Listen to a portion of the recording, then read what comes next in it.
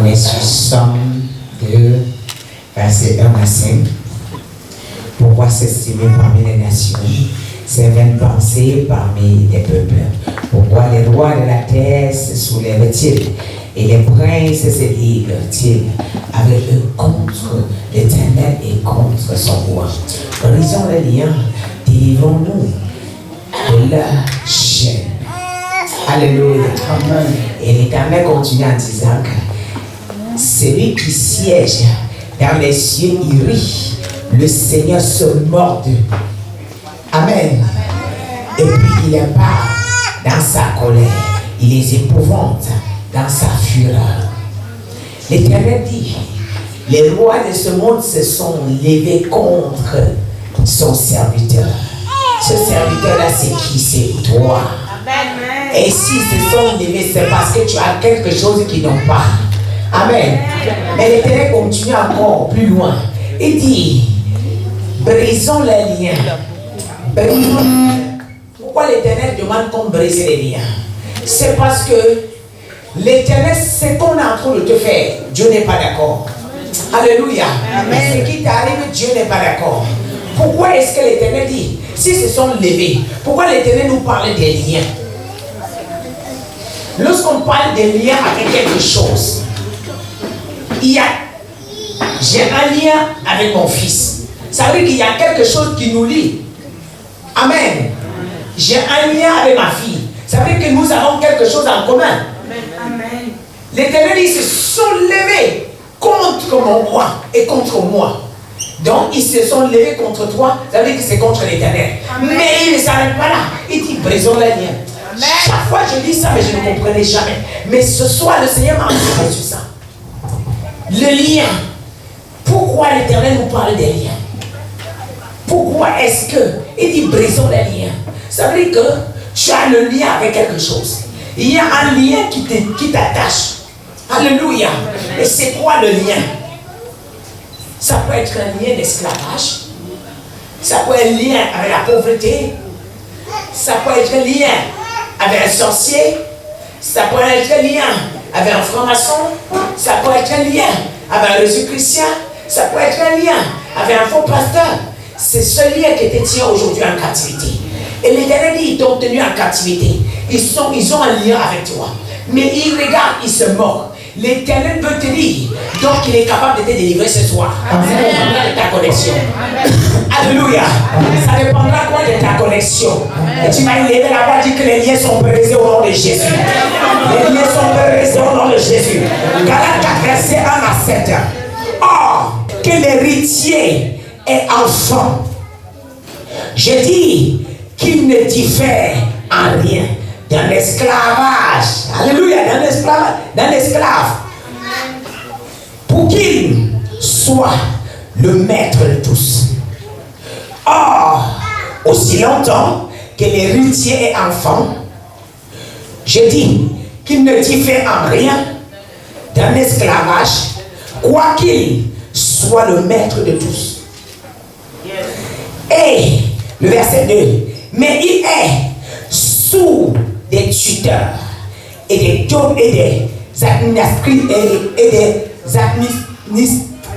administrateurs. Aidez-moi. Jusqu'au temps marqué par le Père. Et le verset 3, nous aussi, de la même manière, lorsque nous étions enfants, nous étions sous l'esclavage des rudiments du monde. Mais lorsque les temps ont été accomplis, Dieu a envoyé son Fils, né d'une femme, né sous la loi, enfin qui racheta ceux qui étaient sous la loi. Afin que nous ressuscitions d'adoption. Et parce que vous êtes fils, Dieu a envoyé dans nos cœurs l'esprit de son Fils, lequel crie Abba Père. Enfin, ainsi, tu n'es plus esclave, mais fils.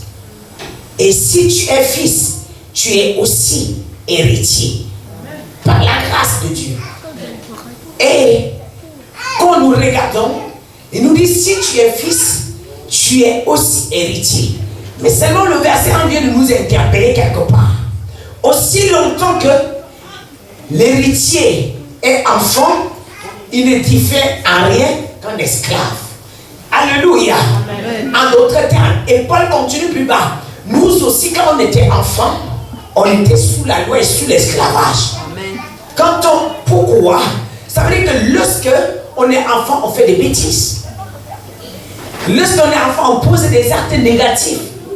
Lorsqu'on est enfant, on fait des choses insensées. Lorsqu'on est enfant, on se retrouve toujours en train de se faire gronder, taper sur les doigts pour qu'on nous ramène sur le chemin. Alléluia. Lorsqu'on est enfant, on ne fait pas les choses avec la sagesse. On fait des choses toujours comme des gens qui n'ont pas l'intelligence. Et qu'est-ce que Dieu veut nous dire? Il vient de nous interpeller sur ça. Il vient de nous dire qu'il y a un lien. Le lien peut être le péché que tu commets tous les jours. Le péché fait de toi esclave. Quand tu es dans le péché, tu es esclave du péché. Ce que tu fais tous les jours qui ne glorifie pas le Seigneur, tu es esclave de ces choses-là. Ce que tu fais tous les jours que Dieu n'aime pas, tu es esclave de ces choses-là. Car la parole me dit, Jésus est venu pour te délivrer, pour te sortir de la captivité. Mais tu es encore esclave. Quand on parle de la captivité, ça veut dire que tu es esclave. Tout ce que tu peux faire qui ne glorifie pas le Seigneur, fait de toi un esclave. Peut-être tu ne le sais pas. Tout ce que tu poses comme acte qui n'arrange pas le Seigneur, fait de toi un esclave. Amen. Amen. Amen. Alors tu peux briser le lien du péché ce soir. Amen. Qu'est-ce qui retrograde? Qu'est-ce qui fait de toi un enfant spirituel? Quand tu es dans le péché, tu es constamment sur la rétrogradation. Tu es constamment en arrière. Tu es constamment rétrogradé. Et je vais dire à quelqu'un, quand on parle des péchés, ce n'est pas forcément parce que tu allais peut-être dormir avec un homme. Ma fille vient de dire quelque chose. Elle a interpellé quelque part. Il y a parfois les gens qui sont à l'église, mais qui se font passer des âmes, mais pourtant, ils sont des appelés et des serviteurs de Dieu. Amen. Et quand tu es un serviteur de Dieu, tu te fais passer pour une âme qui va venir s'asseoir tous les jours et partir, tu es rebelle. Amen. Et quand tu es rebelle, tu n'es pas agréable à Dieu. Amen. Et quand tu es rebelle, tu te livres au péché. Tu te livres à l'ennemi. L'ennemi prend le dessus sur toi. Et ma fille a encore dit, lorsque Esaïe a dit à Ézéchias que toi tu dois mourir demain, Ézéchiel ne s'est pas dérangé. Pourquoi? Parce qu'il savait qu'il avait une alliance tissée avec le Seigneur. Parce qu'il savait qu'il travaillait. Il obéissait à la loi de l'Éternel. Il respectait les commandements de Dieu. Il marchait selon son Dieu. Donc, c'est ce qu'il faisait. Esaïe ne savait pas. Il s'est retourné. Il a rappelé à Dieu. Tu m'avais dit de m'asseoir à tel endroit j'étais. Tu m'avais dit de faire quelque chose, je l'ai fait. Tu m'avais dit de marcher à gauche, j'ai marché. Tu m'avais dit de marcher à droite, j'ai marché. Alors Seigneur, qu'est-ce que je fais pour que tu puisses me sanctionner ainsi? Est-ce que cette prière ne parle pas? L'homme de Dieu, je m'arrête d'interpeller quelque part. L'homme de Dieu a prophétisé, mais Ézéchiel était saint. Si l'homme de Dieu prophétise, tu es dans le péché, tu vas tomber. Donc ce qui fait que la parole des hommes t'a fait, a le pouvoir sur toi, c'est ton péché. Amen. Amen. Un sorcier te regarde et te dit que tu es maudit. Si tu es saint, tu dis un saint ne peut jamais être maudit. Si tu es dans la sainteté, la Bible nous dit dans Genèse 12, verset 1 à 3, celui qui me maudit, il est maudit. Une fois que je suis enfant de Dieu, celui qui me maudit, il est maudit. Celui qui me bénit, il est béni, sans que je ne prie. Donc, ce qui te garantit, c'est ta loyauté avec Dieu, c'est ton honnêteté, c'est ta sainteté. Il dit, lorsqu'on est enfant, et chacun de vous, nous avons parlé de l'héritage tous les jours, hier, l'autre jour, chacun de vous a un héritage que Christ lui a laissé. Amen. Pourquoi tu n'as pas en possession de ça? Et je regarde, il y a des chrétiens. Il y a une personne que le Seigneur a Elle dit, tu étais ma fille. Oh, j'ai entendu la voix de Dieu qui me parlait, ça fait 3 jours d'elle. Ma fille, le Seigneur m'a parlé de toi. Elle me dit, tu as longtemps crié que je te cherche, je vais te servir, mais il t'a montré. Pourquoi tu veux faire? Il dit, fais attention. Oui. Elle dit, tu as longtemps crié, dit, je te cherche. Lui, il t'a ramené là où tu dois obéir et tu dois respecter ce que lui te demande. Fais ce que lui te demande. Et tout ta délivrance dépend de ton obéissance. Et comme par hasard, je n'ai pas parlé à quelqu'un, elle a pris le micro. Vous savez, un prophète enfante les prophètes. Amen. Quand elle a prononcé ton nom, je dis, elle dit, Seigneur, parce que le Seigneur est en train de te réprimander. Il dit que tu dois payer le prix pour ce qu'il a mis en toi. Ce n'était pas pour que tu ailles rester à la maison. C'est pour que tu serves. Ce n'était pas pour que tu ailles longtemps crier à Dieu, je vais te servir. Mais il t'a montré, qu'attends-tu? Alors, en d'autres termes, je voudrais dire à quelqu'un, lorsqu'on dit, tu es héritier, aussi longtemps que tu es enfant, ton héritage ne peut jamais te revenir. Et beaucoup. Et dans Hébreu dit, vous devrez déjà être les maîtres. Cependant, vous continuez à boire du lait.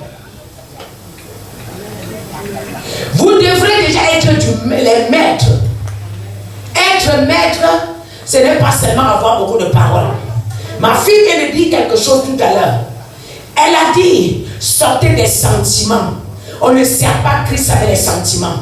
Non, Christ nous a aimés, mais il n'a jamais mis les sentiments dans quoi que ce soit. Christ t'aime, ça ne l'empêche pas de te dire que tu es dans le péché. Ça ne l'empêche pas de te dire, ne pêche plus demain. Ça ne l'empêche pas de te dire, allez, arrête de pécher. Christ était amour, mais il te regarde droit dans les yeux. Je viens de te délivrer, ne retourne plus là où tu étais. Donc, il te dit la vérité. Là où il y a les incrédules, race de vipères, ça ne pouvait pas l'empêcher de vous dire, quand on a les sentiments, on ne dit plus la vérité aux gens. Lorsqu'on est sentimental, on ferme sa bouche parce qu'on veut plaire aux gens, parce qu'on a peur de blesser. Or, c'est dans les blessures qu'on est guéri. Tant qu'il n'y a pas de blessure, il n'y aura pas de guérison. Tant qu'il n'y a pas de blessure, il n'y aura pas de guérison. Il faut que tu sois blessé pour être guéri. Et quand il y a les cicatrices, la Bible dit que par ses maîtres nous sommes guéris. Par les blessures de Jésus, nous sommes guéris. Par ses frappes, nous sommes guéris. Par le sang qui a coulé sur lui, je suis sauvé. Amen. Est-ce qu'il est mort à la croix pour rien? Aujourd'hui, nous servons Dieu par sentiment. Une chose qui me dérange énormément. Quelqu'un va à l'église à cause de ma famille. Tel pasteur est mon frère. Je dois aller là-bas. Il est de mon village. Et d'autres, il est de mon pays. Qui t'a dit? Une bonne église? Non.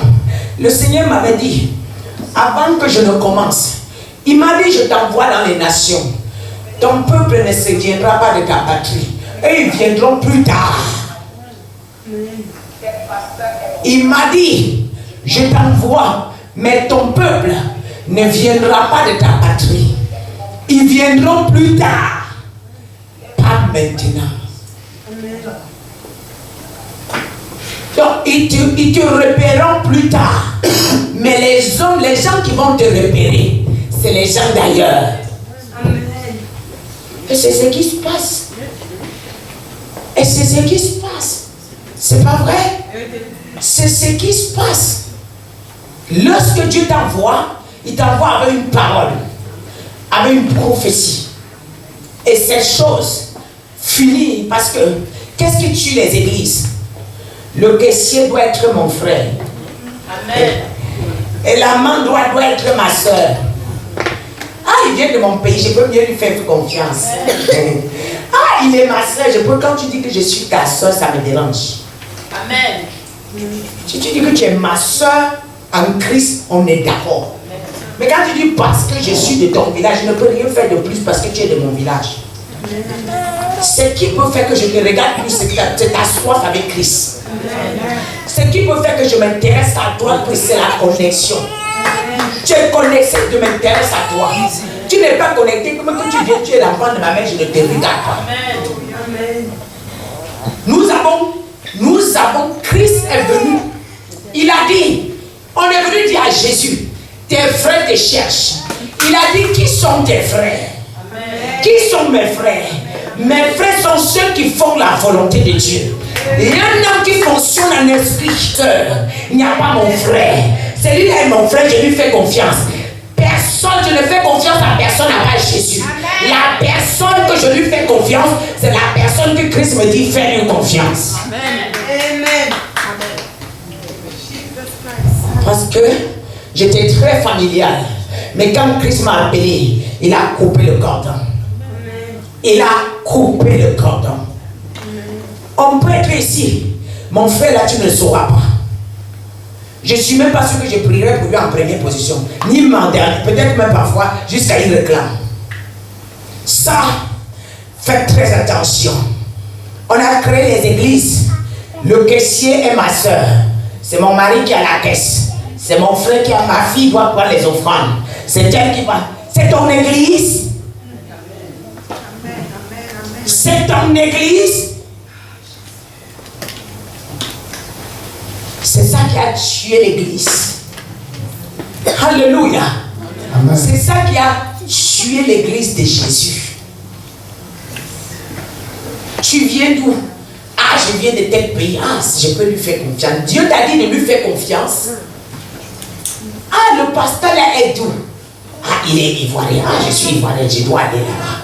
Ça, c'est à tort. Dieu t'a dit d'aller là-bas parce qu'il est ivoirien. Hein? Il est congolais. Comme il parle lingala, comme moi, je dois aller là-bas. Et c'est là que les démons vont monter sur toi jusqu'à toi-même. Tu vas dire que je suis venu avec quelque chose, maintenant je ne vois même plus rien. Qu'est-ce qui se passe? S'il vous plaît, sortez du cadre familial. Soyez délivrés. Ne servez plus Jésus par les sentiments. Ce qui fait qu'on vous vole la grâce à cause des sentiments. Parce que quand j'entends beaucoup parler, c'est à cause des sentiments. Ah ma soeur, mais j'ai vu, je voyais que le pasteur là se comportait, les choses qu'il faisait étaient bizarres. Mais tu pars quand même parce que ça fait longtemps que je suis là-bas. Mais tu pars quand même. Tu savais quand même qu'il faisait des choses pas bien. Tu pars quand même parce que tu le soutiens dans le faux. Toi-même, si tu fais ça arrive, toi-même tu es condamné. Amen. Quiconque voit et qui couvre, il continue à aller. Tu encourages les autres d'y aller. Toi-même, tu assassines les gens. Amen. Parce que quand une église est déjà faux, c'est l'assassinat. C'est parce que vous ne voyez pas le spirituel. Amen. Alléluia. Amen. Alors, en d'autres termes, je dois sortir du péché pour grandir. Ce qui fait de toi un grand, c'est la sainteté. Amen. Et c'est l'ordre spirituel. Amen. La première des choses qui te qualifie devant Dieu, ce n'est ni ta taille, ce n'est ni ta garde-robe. Il y a quelqu'un qui va entrer ici, vous ne le considérez pas, mais c'est la personne là que Dieu va considérer. Amen. Il y a quelqu'un qui va entrer ici. Il n'a même pas 5 francs pour mettre dans le panier. C'est la personne là que Dieu va aimer jusqu'à... Il n'a même pas d'euros pour mettre dans le panier. C'est la personne là que Dieu va choisir. J'aimerais vous dire quelque chose. Considérez une âme. Ce n'est pas ce qu'il a mis dans le panier. C'est son cœur. Christ ne regarde pas ta poche. Il t'aime tel que tu es. Tu n'as pas, il connaît. Tu es venu la brava là, il te célèbre. Les hommes te t'ont célébré quand tu es entré ici. Ce n'est pas ta poche qui t'a célébré. Christ te dit, il y a des gens qui vont mettre des milliers ici. Mais Dieu ne va même pas les toucher. Amen. Amen. Donc, il y a un mot qui me dérange beaucoup sur Zoom. Quand quelqu'un me dit que j'étais connecté aujourd'hui, la servante de Dieu n'a même pas prié pour moi. Amen. Écoutez, moi je viens m'asseoir, je transmets pour vous. Après tu m'écris pour dire que tu n'as pas prié pour moi. Ça me fait mal. C'est comme si tu simplifies l'énergie que je dégage. Je fais pour tout le monde. Je donne des sujets de prière pour tout le monde. Quel est ce genre de prière que tu me dis, la servante de Dieu n'a même pas prié pour moi? Si tu continues comme ça, je ne vais même pas passer là où tu es. Je ne vais même pas passer là où tu es. Parce que Zoom, ce n'est pas un endroit familial. Je ne suis pas là parce que je t'ai vu, tu es plus beau. Vous allez remarquer, je vais vers les gens que Dieu a envoyés, vers les gens que Dieu a saisis, vers les gens que Dieu a touchés. Je ne connais personne là-bas. Alléluia. Si vous vous délivrez de cette captivité, vous serez des grands hommes et des grandes femmes de Dieu. Et le Seigneur est en train de préparer la nouvelle Jérusalem. Il attend les hommes et les femmes qui sont circoncis en esprit, pas les hommes qui sont circoncis par la chair. Et le Seigneur dit, si tu es né de la femme libre, allons dans la Bible pour conclure. Amen. Alléluia. Amen.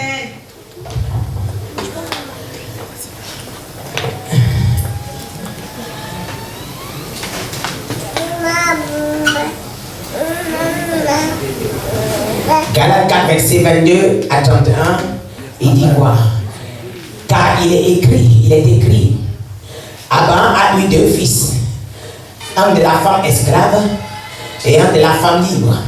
Mais celui de l'esclave naquit selon la chair. Alléluia. Amen. Amen. Amen. Celui de l'esclave fait quoi? Naquit selon la chair. Tout ce que tu fais selon la chair ne peut jamais t'apporter des fruits. Tout ce que tu fais selon la chair te crée des problèmes. Amen. Le peuple d'Israël se retrouve en Égypte à cause de cet acte qu'Abraham a commis. Agar n'était pas censé entrer dans la couche d'Abraham. Mais par les sentiments, il a cédé. Mais la femme qui a pris la couche de Sarah, elle savait ce qu'elle faisait. Elle est venue pour la douceur. Mais quand elle est tombée enceinte, elle a changé de griffe. J'aimerais te dire de prier. Quiconque veut prendre ta place, je me débarrasse de cette personne maintenant.